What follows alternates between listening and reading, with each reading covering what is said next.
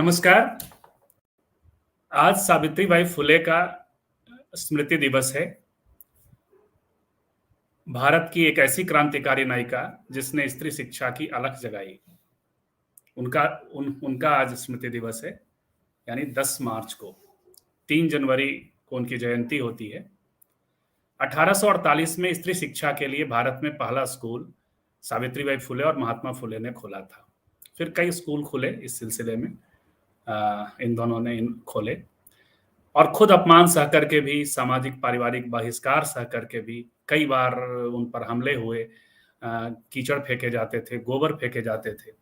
तो इस तरह का अपमान सह करके भी वो स्त्री शिक्षा के अलख को लेकर के वो डटी रही। और उनका साथ देने वाली तत्कालीन क्रांतिकारी स्त्रियों में थी सगुनाबाई, फातिमा शेख, और उनके स्कूल से एक खास छात्रा जिसका एक आलेख मिलता है, मुक्ता सालवे। उनका एक निबंध है, मांग महार, स्त्रियों का दुख। तो वो उनके स्कूल की प्रोडक्ट थी। तो आज हम लोग बातचीत करेंगे जो उनका साथ देने वाली सगुनाबाई थी, फातिमा शेख थी, उस्मान शेख जिनके कैंपस में पहला स्कूल खुला था, और उस्मान शेख ने साथ दिया था। उनकी बहन थी फातिमा शेख, तो उन्होंने भी साथ दिया था। सगुनाबाई महात्मा फुले की बहन थी, और उनके स्कूल की जो प्रखर छात्रा जिसका निबंध आज मराठी और हिंदी में उपलब्ध है। हमने स्त्री काल पे भी, आप चाहें तो स्त्री काल के वेबसाइट www.strikal.com पर भी उसका हिंदी अनुवाद जाकर पढ़ सकते हैं। तो उनके बारे में बात करेंगे। हमारे साथ आज हैं डॉक्टर अनीता भारती। डॉक्टर अनीता भारती से स्त्री काल के दर्शक परिचित हैं। आप साहित्यकार हैं और एक्टिविस्ट हैं। हमारे साथ होंगे विजय झा, स्त्रीवादी विमर्शकार हैं। आप दोनों का बहुत बहुत स्वागत है, अनीता जी और विजय जी। शुक्रिया संजीव, शुक्रिया स्त्रीकाल। और आज स्मृति दिवस है। हम लोग याद कर रहे हैं सावित्रीबाई फुले, महात्मा फुले, फुले की परंपरा, सत्यशोधक परंपरा, और उस दौर को, 19वीं शताब्दी के दौर को, जब शिक्षा से लेकर के कई क्षेत्र में स्त्रियों के अधिकार को लेकर के पूरे देश में हलचल थी।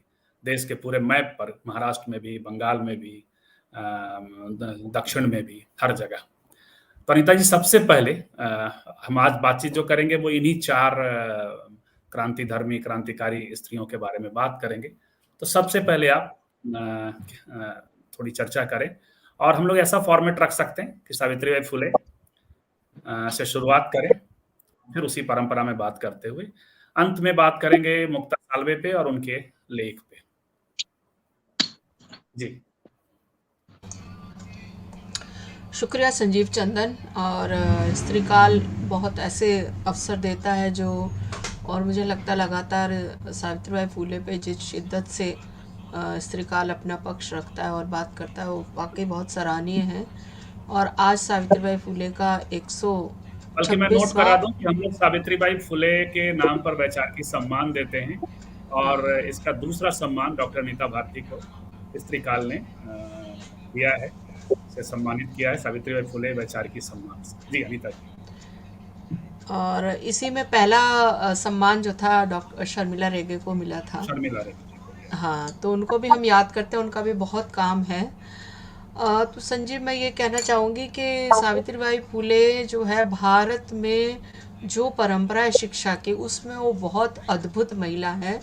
और जितना उनका काम है, शायद विश्व में किसी का इतना अधिक काम हो, जो बिल्कुल एक दिशा में सोच के चलती है कि कैसे उनको स्कूल खोलने हैं। ये देखिए, शिक्षा जो है वो शिक्षा कोई बड़ी बात नहीं है। उच्च तबके में शिक्षा थी और सब जगह, लेकिन जो वंचित तबका, उसमें शिक्षा की जो रोक थी, सावित्रीबाई फुले ने उस रोक को तोड़ा, उस बांध को तोड़ा।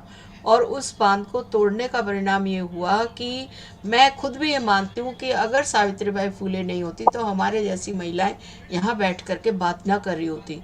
हम भी कहीं किसी में उसी तरीके से होती, जैसे कि ये उन्हीं का परिणाम है कि हम लोग पढ़ लिख करके अपनी बात कर पा रहे हैं। तो सावित्रीबाई फुले का योगदान इस बारे में है कि उन्होंने 18 स्कूल खोले, और 18 स्कूल उस समय खोले जब पेशवाओं का राज था, पेशवा राज था, जिस समय उत्पीड़न चरम पर था, जिस समय जाति प्रथा बहुत चरम पे थी, जिस समय औरतों के को बाहर निकलना, औरतों के लिए बाहर निकल के जाना और अपने घर के अलावा कुछ और सोचना असंभव सा था। तब सावित्रीबाई फूले ने ये काम किया। और ये बड़े गर्व की बात है कि सावित्रीबाई फूले एक ऐसी दुनिया रचती हैं जो हम ये कहें कि जो आगे दलित स्त्रीवाद की नींव भी बनती है। वो परिवार, समाज का काम, बहुत सारी चीज़ों को कनेक्ट करके देखती हैं। वो अगर हम देखें कि वो अंतर जातीय विवाह कराती हैं, वो नाइयों की सभा करते हैं कि विधवाओं के बाल मत काटो, वो अपने घर के जो है वो पानी का कुआं खोलती हैं, वो विधवा आश्रम खोलती हैं, वो एक बच्चे को गोद लेती हैं, विधवा ब्राह्मणी के बच्चे को गोद लेती हैं, उसे डॉक्टर बनाती हैं।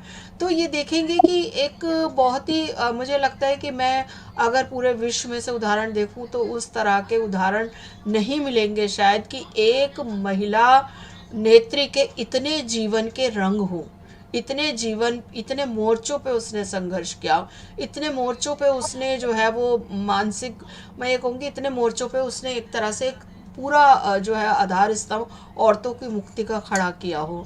तो मैं बहुत ज़्यादा उनके उस प्रति दौर में अपना कल्पना आदर। करने लायक है।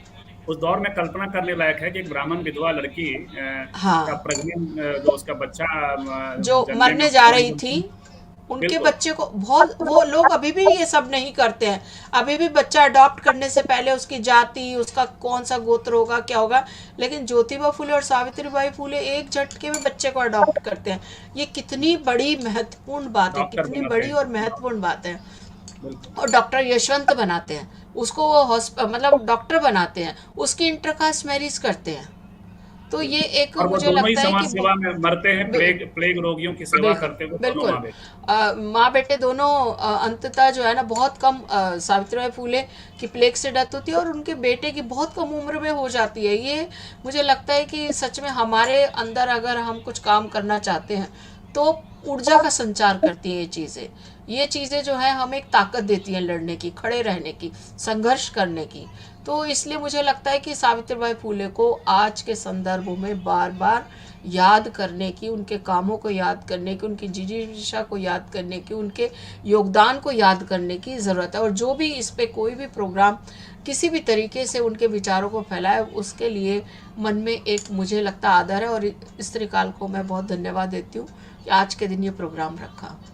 जी, जेएनयू से श्वेता गोस्वामी हैं, वो उन्होंने एक मैसेज छोड़ा था कि आप लोग जब बात करिएगा तो धोंडी रोड़े विमुक्त समाज से आती थी सत्यशोधक मूवमेंट में, उनके बारे में भी बात करिएगा। तो हमने कहा था कि पैनल यदि इसके लिए पहले से तैयार होगा तो ठीक है, अदरवाइज हम लोग अलग से बात करेंगे। तो मैं उनको कहूं कि अलग से बात करेंगे, लेकिन आज हम लोग सगुना बाई, सावित्री बाई, फातिमा शेख और मुक्ता सालवे की बात कर रहे हैं। अनीता जी, आप जी, सावित्री बाई के अलावा आप देखिए, इन दोनों के सावित्री बारे बाई के अलावा जो मुझे सबसे ज़्यादा जिस महिला ने प्रभावित किया वो है सगुना बाई। और मुझे लगता है कि अ, सगुना बाई का जितना योगदान है, देखिए ये एक रिश्ता है नंद और भाभी का, और सगुना बाई उनकी बड़ी नंद है। एक तरह से ज्योतिबा फूले की माँ का देहांत हो गया था जब वो छोटे थे, तो उनकी बहन ने उनको पाला, और बहन ने ऐसे पाला कि अपने भाई की शिक्षा के लिए वो चिंतित रही। अपने भाई की शिक्षा जो थी उसके लिए जब सावित्रीबाई फूले आते तो उसको अपने बच्चे की तरह पाल के उसको पढ़ाती है, सपोर्ट करती है पूरा। वो उसमें भी सपोर्ट करती है जब उनके पिता उन्हें, ज्योतिबा फूले के पिता उन्हें घर से निकाल देते हैं, सगना बाई तब भी उनके पक्ष में खड़ी रहती है, उनके पिता को समझा। मतलब अपने, वो उनकी सगी बहन नहीं है, सगना बाई सगी बहन नहीं है, लेकिन जी। उनकी अपनी उसकी कज़न है। लेकिन उसके बावजूद सगना बाई जो एक सीन आता है जो कि फुलवंता बाई जोड़गे ने मराठी में किताब लिखी है सावित्रीबाई फूले पर, मैं उसको पहली किताब मानती हूँ मराठी में लिखी हुई। और वो ये कहती है कि ज्योतिबा फूले जब पढ़े तो वो खेत में सगुना बाई और सावित्रीबाई फूले को दोनों को डंडी से लिखना सिखा रहे, खेत की मिट्टी में दोनों। अपनी पत्नी को भी, वो तो बहुत छोटी थी, और अपनी बहन को भी। बड़ा सुंदर फुलवंता बाई जोड़गे ने ये चित्रण किया है। तो वो ऐसी थी, अगर वो चाहती तो एक जो पितृसत्तात्मक समाज में जैसा जो कि नंदों का व्यवहार होता है, और वो घर में नई बहू आती है या जो पढ़ना लिखना चाहे उस पर, या पिता ही लेकिन वो विरोध बहुत कर रहे थे। मॉडर्न है, अपने महात्मा मॉडर्न है, फुले, अपने विचारों में बहुत मॉडर्न है सगुना बाई। बिल्कुल, बल्कि महात्मा फुले के पिता ने विरोध किया। हाँ। आ, और लेकिन सगना बाई हमेशा जहाँ भी जाती, सगना बाई का पूरा मॉरल सपोर्ट रहा, फिजिकल सपोर्ट रहा, और बिल्कुल सपोर्ट रहा। और इसीलिए दोनों पति पत्नी मजबूत खंबे की तरह भी खड़े रहे, क्योंकि उनके पीछे उनकी बड़ी बहन भी थी। ये ये एक बहुत सुंदर बात है।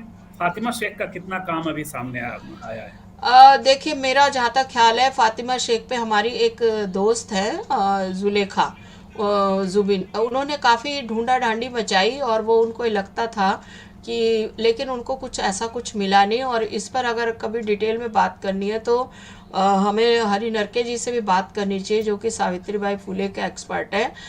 एक घटना जो है वो एक मराठी में किताब मिलती है, उसी में एक छोटा सा जिक्र है, अदरवाइज फातिमा शेख का कहीं जिक्र नहीं मिलता। वो उसमें ये जिक्र है कि जब उनके पिता ने निकाला तो वो उस्मान शेख के यहाँ वो शरण लेते हैं, लेकिन वो सिर्फ 20 दिन के लिए वहाँ रहे, और उन्होंने वहाँ से नौकरी ढूंढी, और जैसी नौकरी मिली वो वहाँ से चले गए।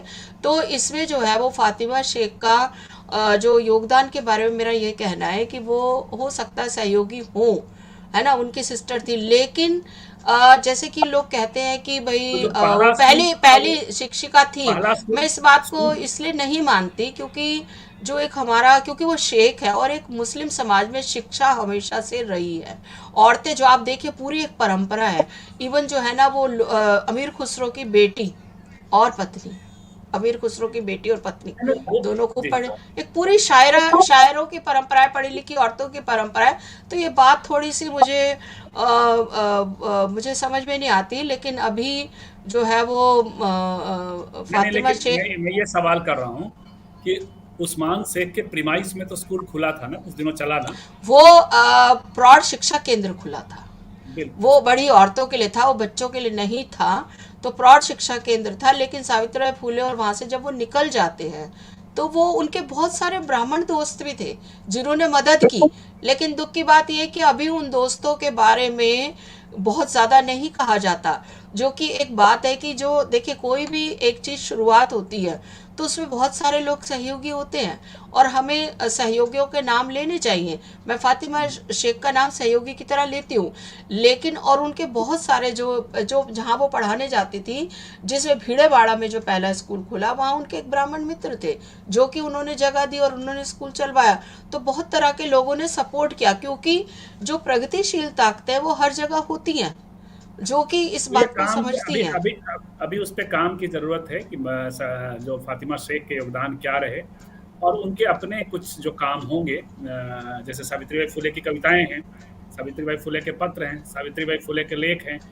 तो ये चीजें सामने आई हैं, तो फातिमा शेख के ऊपर अभी काम करने की ने जरूरत हमारी एक मित्र जुलेखा जुबिन, जैसे मैं बता रही थी, जब एक बार उनको है। बोला कि फातिमा शेख पे ढूंढो, वो फेसबुक पर भी है, बहुत अच्छी काम करती हैं वो सोसाइटी में। लेकिन अभी तो नहीं वो कर गई पाई। थी, वहाँ गई है वो, उन्होंने पूरा राउंड लगाया, पूरा खोजबीन। कभी मुझे लगता है आप संजीव उनको लेकर के आइए तो वो बिल्कुल। बताएंगी।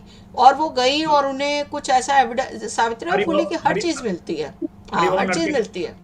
हरिभाव नरके को भी कुछ कोई इस तरह से वो फातिमा शेख। उनको कोई चीज़ नहीं मिली, उन्होंने मेरी उनसे कही, उन्होंने कहा ऐसा कुछ उनको नहीं मिला।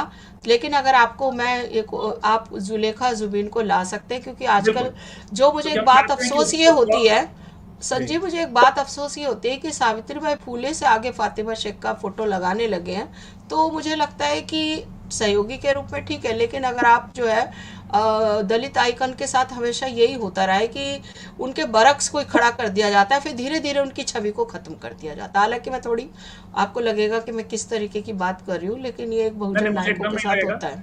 मुझे एकदम नहीं लगेगा, क्योंकि ब्रेवनिकल हेजमाइजेशन को हम समझते हैं, कैनन बनाने को समझते हैं, सांस्कृतिक वर्चस्व कैसे तय होता है उसको समझते हैं, काउंटर कैसे तैयार किया जाता है उसको भी समझते हैं।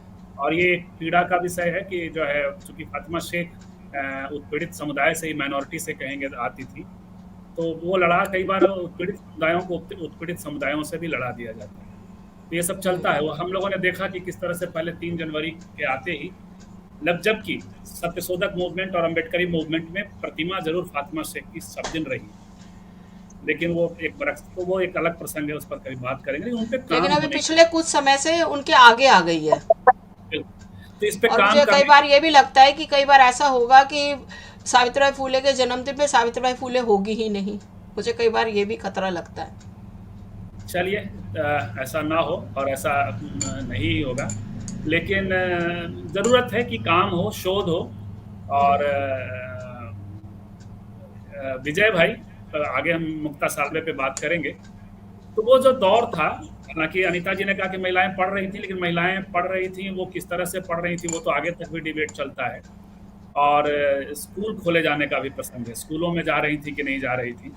तो थोड़ा सा उस दौर का एक चित्र, कल भी हम लोगों ने इस पर बात की थी मोहन भागवत के बहाने, तो उस दौर का एक चित्र ये करें, और फिर इन खासकर सावित्रीबाई फुले के योगदान पर आप अगले राउंड में फिर हम लोग और अब बात करेंगे।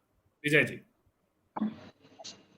हाँ, जैसा कि हम लोगों ने बात किया भी था कि महिलाओं को उस तरह से पढ़ने लिखने की छूट नहीं थी।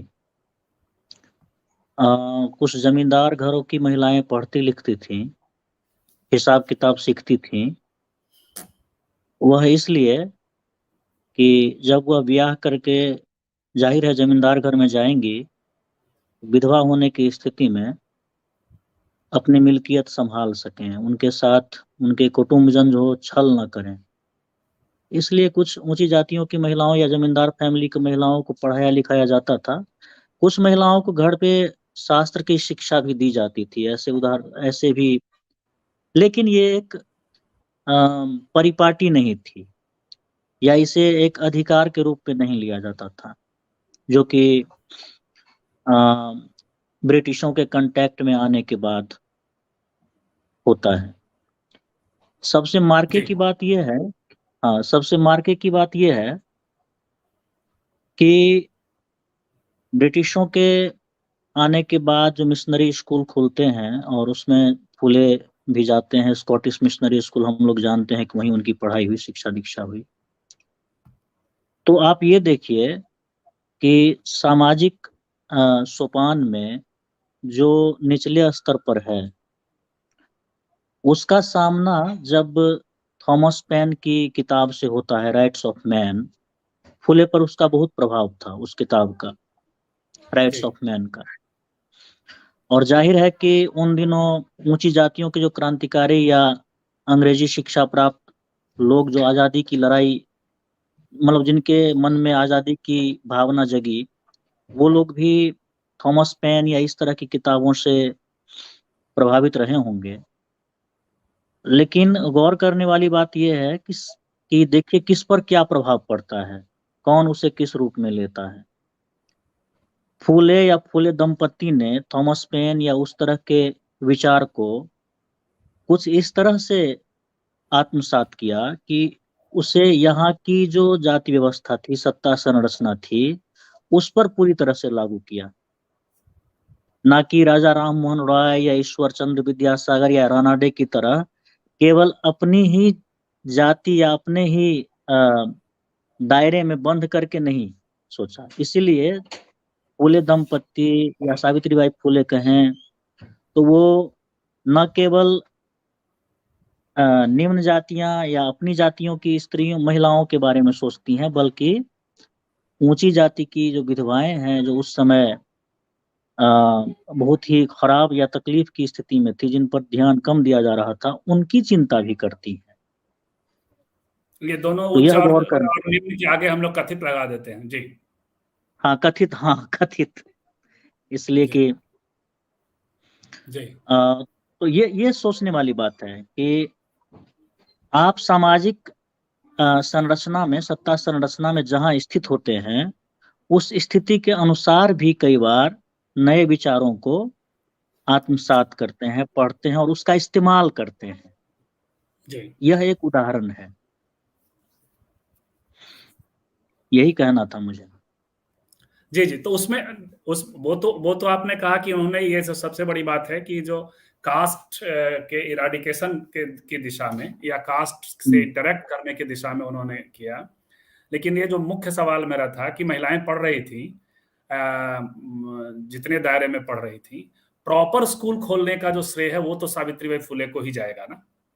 हाँ हाँ, वही तो कह बिल्कुल। रहा हूँ कि शिक्षा के अधिकार या शिक्षा प्राप्त करने की दिशा में बढ़ने का जो विचार है जी।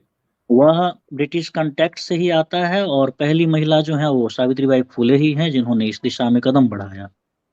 अब जो ये जो दो किस्म का जो द्वैत है, बंगाल वाले स्कूल में और महाराष्ट्र वाले स्कूल में, तो वो वहाँ ये इसको भी थोड़ा सा आप चिन्हित करेंगे कि सावित्रीबाई फुले का विधवा आश्रम खोलना ब्राह्मण विधवाओं के लिए खास करके, और जो हाँ, बंगाल कर रहा है वो विवाह करवाने की तरफ कर रहा है। तो ये कैसे वो इसको भी थोड़ा और एक्सप्लोर और करने के। अब ये भी जान लीजिए, मैंने विधवाओं के जो लेखन पाए हैं या उस समय जो महिलाएं विधवा प्रश्न पर लिख रही थी, आपको आज ताज्जुब होगा कि शायद ही कोई महिला यह कह रही थी कि विधवाओं का पुनर्विवाह करा दो। अधिकांश महिलाएं ये कह रही हाँ, अधिकांश महिलाएं यह कह रही थी कि उन्हें आर्थिक रूप से आत्मनिर्भर बनाओ। ध्यान दीजिएगा, यह पुरुष समाज था जिसे विधवा के विवाह की चिंता हो रही थी। देखिए, अगर विधवा का विवाह नहीं होगा तो क्या क्या डर थे उसके सामने में। पूरे जाति व्यवस्था की जो शुद्धता थी उसके भंग होने की एक बड़ी संभावना लिए हुए वो खड़े थे, क्योंकि वह किसी के बस में नहीं है ना। होता क्या है कि जैसा कि कहा जाता है कि पहले पुत्र के बस में, फिर पति के बस में, अब पति है ही नहीं, तो उस पर अंकुश कौन डालेगा? कम्युनिटी कितनी महिलाओं पर अंकुश डालेगा? तो इसलिए उसको जरूरी है कि किसी खूंटे से बांधो। उसे पति चाहिए ताकि उसे बस में रखे, लेकिन महिला नहीं चाह रही थी, महिलाएं नहीं चाह रही थी। वो विजय जी रखा है जो विवाहित बहिनें हैं वो क्या कौन ज्यादा सुखी हैं कि हम विवाह करें, ये सब लिखा जा रहा था। ताराबाई शिंदे का आगे चल करके स्त्री पुरुष तुलना वगैरह जो आता है, तो वो इन चीजों को तो जैसा अभी मैंने कहा कि यह निर्भर करता है कि आप कहाँ खड़े हैं, समाज की सत्ता संरचना में कहाँ खड़े हैं, वहां से आप प्रश्नों को देखना शुरू करते हैं। अब जैसे देखिए, एक एक एक मिसाल देता हूं, बड़ा ही रोचक है। विधवा पुनर्विवाह कानून बना ना। बिल्कुल। हाँ, उसमें एक नियम जोड़ दिया गया। सबसे देखिए, एक चीज जो ब्रिटिशों के आने से हुई, उन्होंने क्या किया, एक गड़बड़ी हुई थी। हमारा समाज किसी होमोजेनियस लॉ से नहीं बंधा हुआ था। भारत एक विशाल देश है, तो प्रांतवार लोकाचार भी थे। माने जरूरी नहीं है कि शास्त्र के आधार पर ही समाज परिचालित हो रहा था। जाति के ब्रिटिशों हिसाब ने से, क्या हाँ जाति के हिसाब से ब्रिटिशों भी ने ब्रिटिशों ने क्या किया, कुछ पंडितों को तैनात करके शास्त्रों को वैध बनाया। एक तो यह किया उन्होंने। दूसरा देखिए कि कानून बनाने के क्रम में जो विविधताएं थीं, जातियों के आधार पर जो आचार व्यवहार में विविधताएं थीं, उसको भी खत्म किया। ये विधवा पुनर्विवाह कानून में ये सामने आया। हुआ यूं कि विधवा पुनर्विवाह कानून में शर्त जोड़ दिया गया कि जिन विधवाएं जब शादी करके नए घर में जाएंगी तो पुराने घर में जो उनका संपत्ति में अधिकार है वो खत्म हो जाएगा। अब क्या था कि ये ऊंची जातियों में ऐसा होता था कि विधवा का अगर शायद विवाह हो भी जाए तो उसका पूर्व पति की संपत्ति में अधिकार खत्म हो जाता था।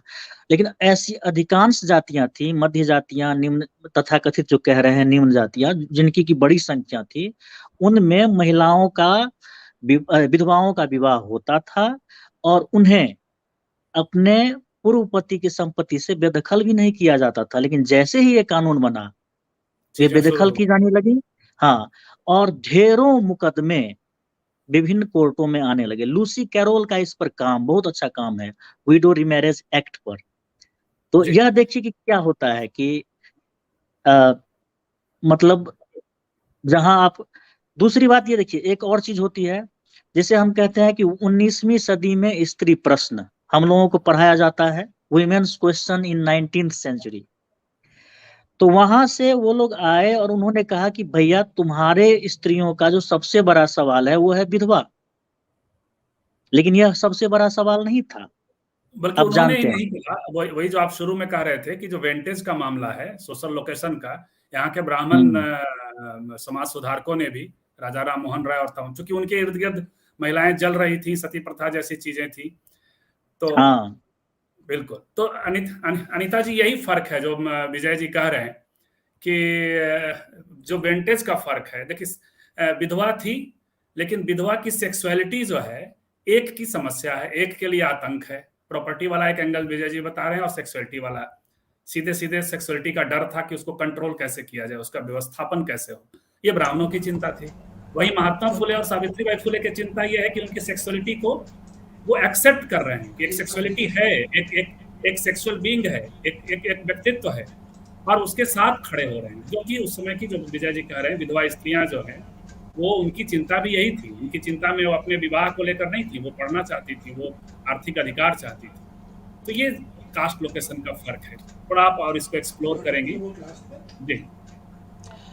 विजय जी ने बड़ी सुंदर बात कही, बड़ी अच्छी बात कही, और मुझे लगता है कि बड़े ये जो कही वो एक दृष्टि है ये, और जो इस लोकेशन से आपने देखा, क्योंकि जो अगर मैं बात करूं सावित्रीबाई फूले की, तो सावित्रीबाई फूले को ऐसा नहीं कि जब उन्होंने पानी का अपना कुआं खोला होगा दोनों ने, या विधवाओं को रखा होगा, उन्हें विरोध नहीं सहना पड़ा होगा, बहुत विरोध हम्म, सहना पड़ा होगा, और सहा भी होगा। और एक जगह तो वो अपने जब एक इंटरकास्ट मैरिज के लिए वो जाती हैं और उनको बुलाया जाता है कि यहाँ पर थोड़ा उपद्रव या खतरे की बात है, तो वो जाती है, जोड़े को मतलब बचाने के लिए जाती हैं।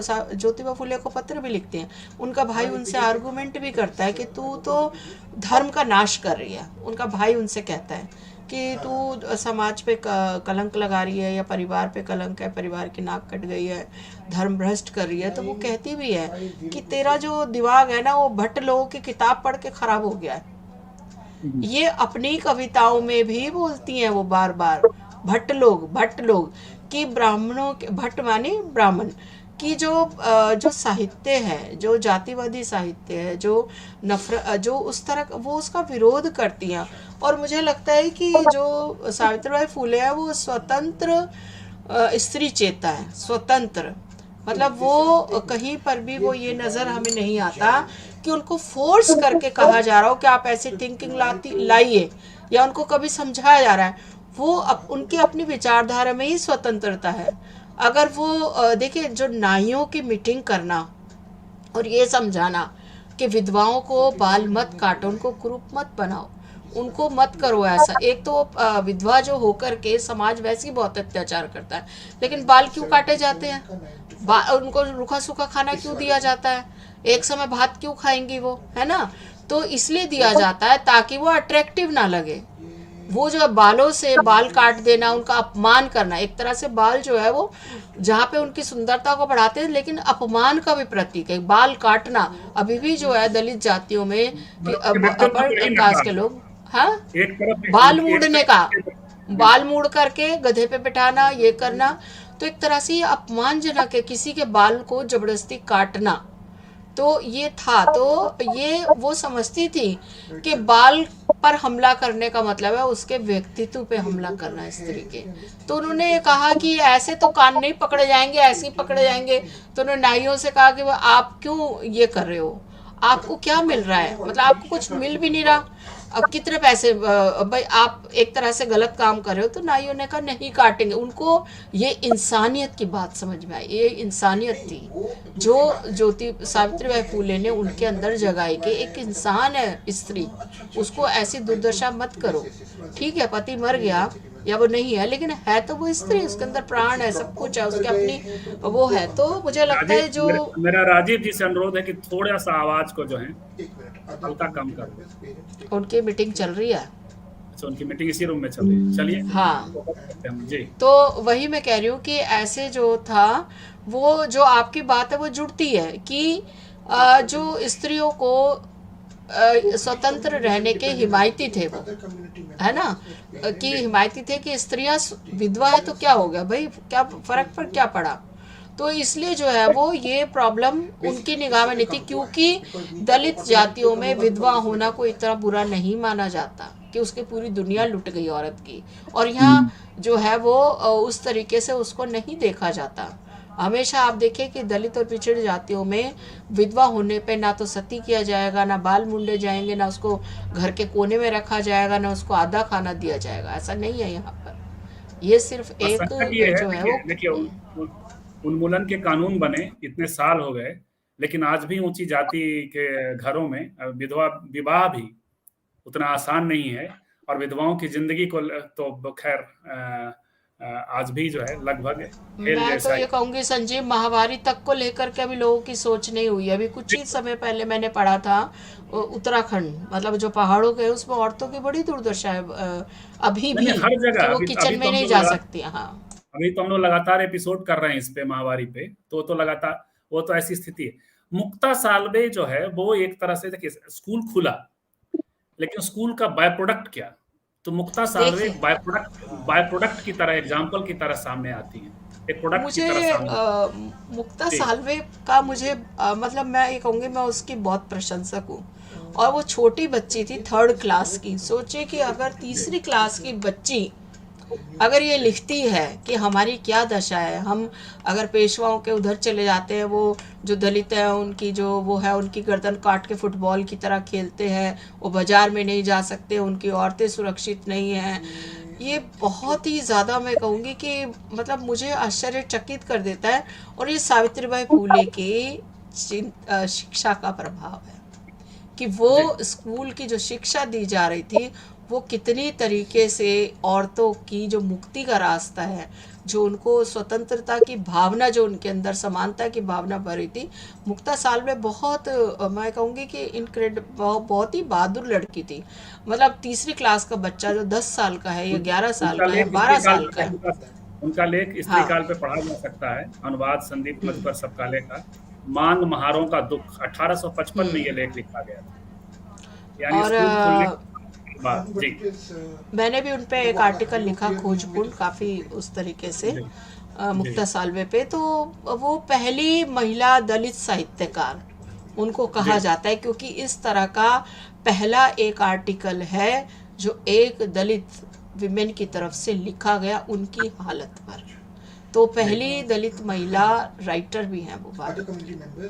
तो और बहुत ही ज़बरदस्त है, आप उसको पढ़िए। आप पढ़ेंगे कि पूरा पेशवाओं का एक छोटे से पत्र में पूरे पूरे उस समाज का वो कड़वा सच कह देती है, भयावह सच बता देती है वो, कि उनकी स्थिति क्या है। लेकिन वो ये भी कहती है कि जैसे जैसे अंग्रेज आए, उन्होंने बहुत कानून बदले, उनकी स्थिति हुई। और एक बड़ी सुंदर घटना है कि जब उसके भाषण पर वो एक अंग्रेज व्यक्ति, मन का नाम, वो जब चॉकलेट देते हैं, वो कहते हैं चॉकलेट नहीं, मुझे किताब चाहिए, जी। प्लीज हमें किताब दीजिए। तो ये एक चेतना का स्तर था। आप सोचिए कि एक 12-13 साल की बच्ची किताब बल्कि मांग रही है बल्कि चॉकलेट की जगह। बल्कि 4-5 पंक्तियां मैं पढ़ देता हूँ, यदि आप लोग बताएं तो। महाराज, वेदों के आधार को आधार बनाकर हमारे द्वेष करने वाले, इन लोगों के मतों का खंडन करने पर हमसे ऊंचे माने जाने वाले, ये लड्डू खोर पेटू ब्राह्मण लोग कहते हैं कि वेद सिर्फ हमारी बपौती है, जिसे सिर्फ हम ही देख सकते हैं। इस बात को देखने से स्पष्ट हो जाता है कि हम अछूत लोगों की कोई धर्म पुस्तक नहीं है। यदि वेद वेद ब्राह्मणों के लिए हैं, वेदों के अनुरूप जीना ब्राह्मणों का धर्म है, इन धर्म पुस्तकों को देखने मात्र की छूट भी हमें नहीं है, तब यह साफ हो जाता है कि हम धर्म रहित हैं।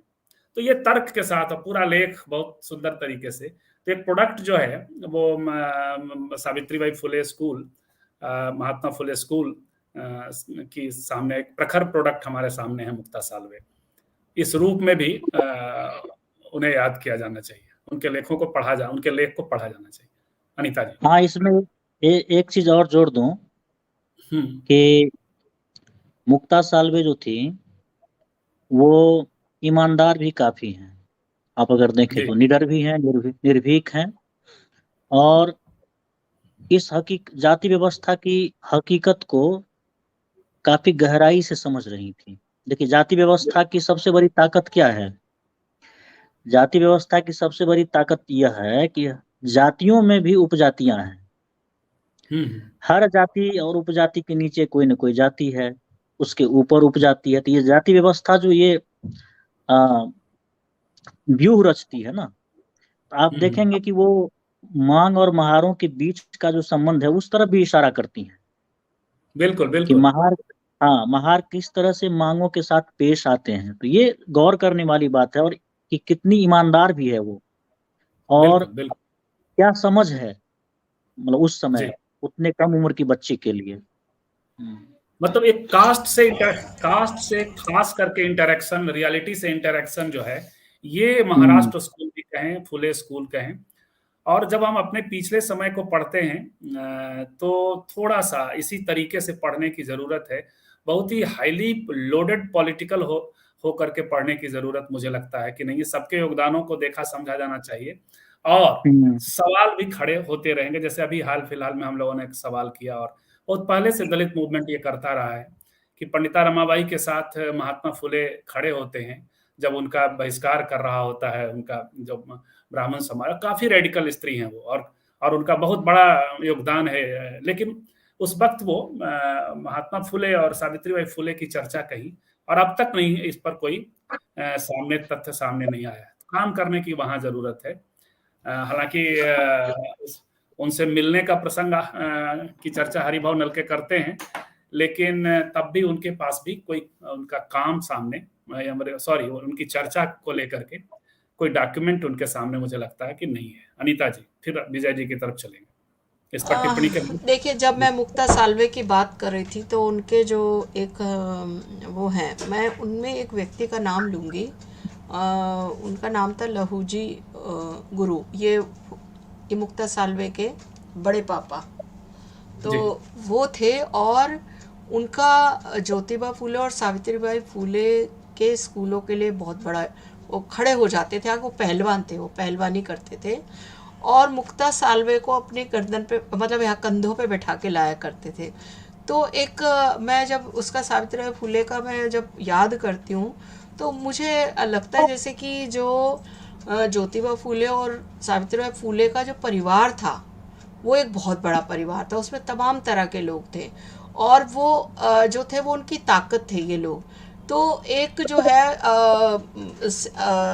हम जब सावित्रीबाई फूले और ज्योतिबा फूले की बात करते हैं तो हम ये भी देखते हैं कि दोनों की ताकत को, सावित्रीबाई और ज्योतिबा फूले की ताकत को उनके सहयोगी बढ़ाते हैं। लहूजी महाराज के बारे में बहुत कम लोग जानते हैं, लेकिन अगर आप पढ़ेंगे तो मुक्ता साल्वे उन्हीं की भतीजी है वो, और वो उसको बैठा के लाते हैं, पढ़ाते हैं, और वो ऐसे खड़े हो जाते हैं सावित्रीबाई फूले के समर्थन में। और ये समर्थन बहुत महत्वपूर्ण है, क्योंकि एक स्त्री के लिए समर्थन तभी जुटता है जब उसकी जो प्रतिबद्धता जो है वो है, प्रतिबद्धता पे कोई सवाल नहीं है। सावित्रीबाई फूले ने सोचा स्कूल में जाना है, पढ़ाना है तो पढ़ाना है, चाहे लोग उन पे 100 सवाल करें। एक घटना और भी है कि जब वो जा रही थी तो किसी ने उनका जो था वो रोकने की कोशिश की, हाथ पकड़ा तो उन्होंने खींच के चांटा मारा। अब हम कल्पना कर सकते हैं कि हम जो है सड़क पर किसी को चांटा मारे और वो हमें उल्टा। तो और एक और बात है कि जब वो एक बार रात में उनके घर चोरी भी हुई, स्कूल खोलने से चिढ़ करके, स्कूल खोला इससे चिढ़ करके 2 लोग उनके घर में आए और वो भेजा गया था उनको। ये शायद चाटा मारने के लिए भी भेजा, वो हाथ पकड़ने के लिए भी भेजा गया था। तो उसमें जो है वो जब दरवाज़ा खुलता है, अभी मैंने जो है हमारे एक साथी हैं सतीश पावड़े जी, उनकी किताब मैंने नाटक पढ़ी अभी, और अभी वो पब्लिश हो जाएगी, उसकी भूमिका मैंने लिखी है। तो वो बोलते हैं कि रात को अचानक से 2 लोग घुसे, और वो दोनों जब वो ज्योतिबा फूले उन पर रोशनी डालते हैं तो वो उन्हीं के लोग थे। और वो कहते हैं कि तुम हमें मारना चाहते हो, मारो मारो, तुम चाहते हो कि ये स्कूल बंद हो जाएं, ये बच्चियां पढ़ना बंद कर दें, ये लोग पढ़ना बंद कर दें, क्या हम उसी गुलामी में रहे? तो वो कहते हैं कि हमें सिखा के भेजा गया, और वो दोनों भी उनके स्टूडेंट बनते हैं, वो चोर दोनों भी उनके स्टूडेंट बनते हैं। तो ये बड़ी उस तरीके से प्रेरणादायक कहानियां हैं, प्रेरणास्पद, कि किस तरीके से उन्होंने विपरीत समाज को, अपने विपरीत लोगों को अपने पक्ष में मोड़ा और इसका महत्व समझाया, पढ़ाई आगे लिखाई भी हम का, लोग समाज बदलने आगे भी हम लोग उस दौर के महत्वपूर्ण हस्तियों पे और खास करके क्रांतिकारी स्त्रियों पे बात करेंगे। ताराबाई शिंदे और उनके स्त्री पुरुष तुलना पे भी बात करते हैं किसी एपिसोड में। विजय भाई, ये जो अगले 5-7 मिनट में और जो हम लोग बात करेंगे कि एक बंगाल स्कूल है, एक बंगाल का पेरिफेरी है, एक महाराष्ट्र की पेरिफेरी है और साउथ की भी पेरिफेरी है। उसी बीच हिंदी का जो समाज है, और थोड़ा लेट भी होता है, वो सब भारतेंदु युग वगैरह तक चीजें होती हैं, तो वो कैसे क्या सब कर रहा होता है, और वहाँ खास करके इस तरह का कोई आइकॉन भी आप देख पाते हैं क्या? या अभी भी मुझे लग रहा है कि हिंदी का जो इंटेलेक्चुअल समाज है, वो अपने यहाँ उत्खनन करने की जगह वो ज्यादातर इंगेज हो रहा है महाराष्ट्र और बंगाल को लेकर के। देखिए, हिंदी में जिसे हम नवजागरण कहते हैं, तो वो देर से आता है। हिंदी ही नहीं, हिंदी पट्टी ही नहीं, बल्कि साम्राज्यवाद के जो परिधि कह सकते हैं आप, कुछ केंद्र थे, कुछ परिधि थी। तो परिधि पर जो है नवजागरण देर से पहुंचता है, तो हिंदी पट्टी भी उसमें से एक है। हिंदी में दिक्कत यह है कि ज्यादा शोध नहीं, जैसे आप कह रहे हैं उत्खनन हुआ ही नहीं है। सामग्री ढेरों पड़ी हुई है, हो सकता है कई नष्ट भी हो गई हो। हमें जो कुछ मिलता है अभी, तो रामेश्वरी नेहरू, उमा नेहरू इत्यादि मिलती हैं। ऐसा हो नहीं सकता कि दूसरी जातियों से और सबाल्टर्न, वो भी लेट है। रामेश्वरी नेहरू 1910 के आसपास आती हैं, उमा नेहरू वगैरह। चांद पत्रिका 1922 में आती है। चंद्रावती लखनपाल वगैरह भी दूसरे दशक में आती हैं। एक बंग महिला मिलती हैं पहले, जिनकी रचनाओं का संकलन छपा भी है। तो खोजने की जरूरत है, रिसर्च करने की जरूरत है। और एक चीज और हम ध्यान दें कि एक चीज और हुआ मॉडर्निटी के आने के साथ, कि हम लिखित पर थोड़ा ज्यादा जोर डालने लगे। ज्यादा जोर देंगे जी, बिल्कुल। हाँ, ऐसा भी तो हो सकता है कि वाचिक में भी हमें काफी मजबूत आलोचनाएं मिले। आखिर जो तबका ज्यादा पढ़ा लिखा नहीं है, उस तबके से वाचिक परंपरा से भी चीजें आ सकती हैं, तो वह भी हम ढूंढे। बद्री नारायण का भी काम है इस दिशा में, उन्होंने पैम्पलेट्स वगैरह भी खोजे हैं। तो मैं तो कहूंगा अनिता जी से कि रिसर्चर्स को लगाए। मैं तो लगा ही हुआ हूं अभी, लेकिन अकेले कितना किया जा सकता है चीजें हैं वहाँ, काफी हैं और ढूंढी जानी चाहिए।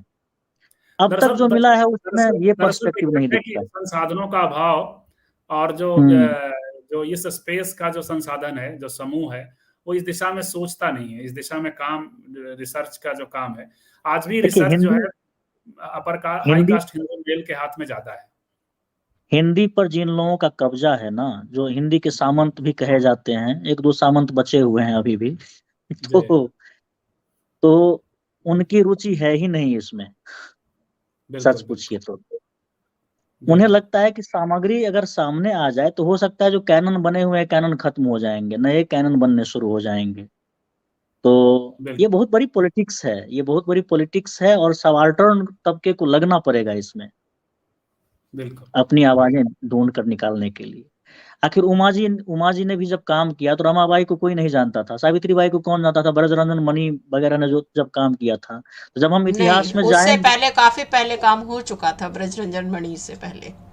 अच्छा, तो मुझे नहीं जानकारी थी। तो मैं रमाबाई की बात कर रहा था। हाँ, तो मतलब मेरा कहना है कि अगर हम जाएं, आर्काइव में जाएं, पत्रिकाओं को ढूंढें, तो हमें हो सकता है कि मिले ऐसी आवाजें।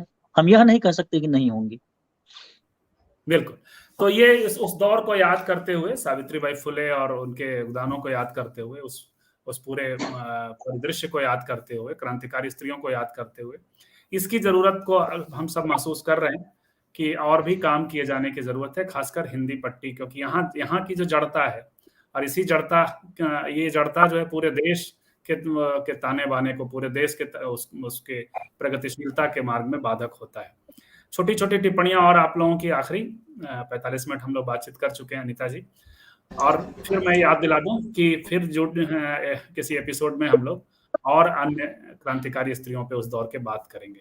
जी अनीता जी। संजीव, मैं ये कहूँगी, जो तुमने अभी कहा, मैं कहूँगी हिंदी पट्टी जड़ जरूर है, लेकिन हिंदी पट्टी का काम अगर वो करे तो महत्वपूर्ण, उससे जो क्या होता है, जैसे कि सावित्रीबाई फुले महाराष्ट्र में थी और वो हिंदी बेल्ट तक नहीं पहुंची, मतलब, लेकिन जब हिंदी में काम हुआ तो वो पूरे देश में गया है काम।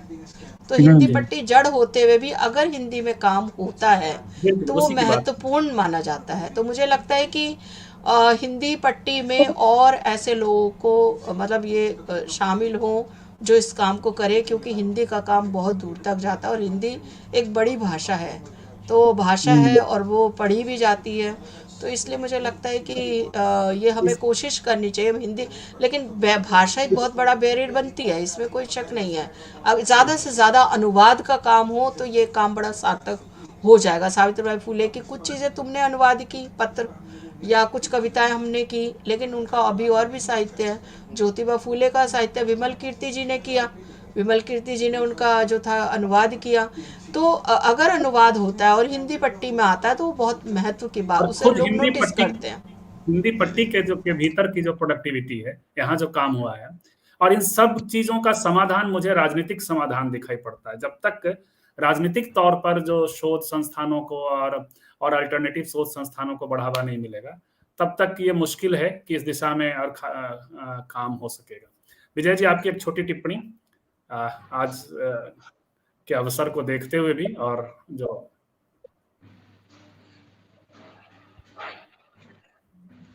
विजय जी। हाँ, यही कहूंगा कि इस तरह के कार्यक्रम तो कराइए, लेकिन साथ ही जैसा अभी हिंदी का जिक्र कर रहे हैं, तो हिंदी में कुछ शोधार्थी अगर लग के व्यवस्थित ढंग से चीजों को सामने लाएं तो हो सकता है कि और भी हम ज्ञान के स्तर पर, राजनीति के स्तर पर, जैसा कि आप कह रहे हैं, समृद्ध हों। राजनीति बदलेगी तो यहीं से बदलेगी, और तो बिल्कुल नहीं, बल्कि राजनीति बदलेगी, यहाँ से बदलेगी, और राजनीति की इच्छा शक्ति से ही इन पे शोध भी संभव हो पाएगा। जब राजनीति बदलती है तो शोधों की गति भी बदल जाती है, तो ये सबसे ज्यादा जरूरी है। हाँ, लेकिन यही है कि विद्वता और राजनीति के बीच का जो आंगिक संबंध है वो जो टूट गया है, उसको आने की जरूरत। हाँ, वो संबंध फिर से बने, इस दिशा में भी प्रयत्न होना चाहिए। बिल्कुल बिल्कुल बिल्कुल। हाँ, तो फिर मिलेंगे किसी अन्य उस दौर के और आगे भी, जिन लोगों ने क्रांतिकारी स्त्रियों को लेकर के। आज सावित्रीबाई फुले का स्मृति दिवस है, 10 मार्च। इस बहाने हम लोगों ने उस दौर की, खास करके सावित्रीबाई फुले, महात्मा फुले स्कूल को लेकर हमने बात की, उससे जुड़ी स्त्रियों से बात की, क्रांतिकारी स्त्रियों के बारे में बात की। फिर करेंगे उस दौर के लेखन और स्त्रियों के योगदान को लेकर के। आपने समय निकाला अनीता जी, आपने विजय जी आपने समय निकाला, आपका बहुत बहुत धन्यवाद। नमस्कार, जय भीम। धन्यवाद, जय भीम।